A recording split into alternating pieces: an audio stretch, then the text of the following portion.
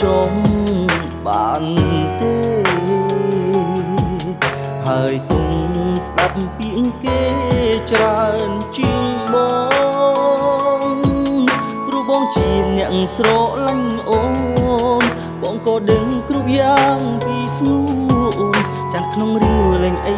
នឹងបាំងគុំកិច្ចខ្លាំងគុំខឹងគ្មានមូលហេតុដូចកូនខមេអ្នកផ្សេងគេចាំមើលយើងច្រើនណាស់ជន់ទី3ម្នាក់នោះគេរងចាំវិឆ្មងអោកាន់ឲ្យយើងប្រហែលគេចូលបំបី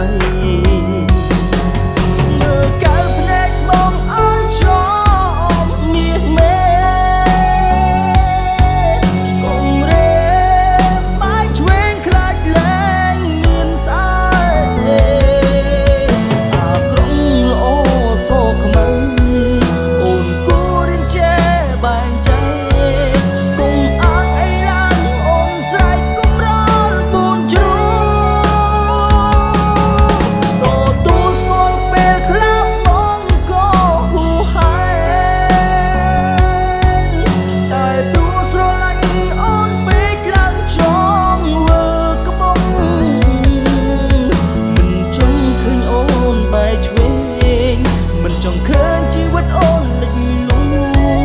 អូនជាមនុស្សបងអបជាប់ទ្រង់ស្រឡាញ់ស្មើជីវិត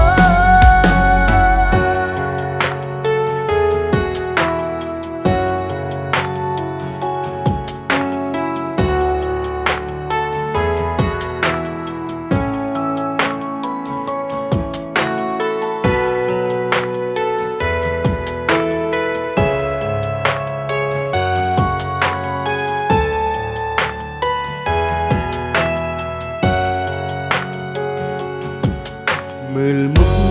បងអោចុំបានទេហើយគុំស្ដាប់ពីគេច្រើន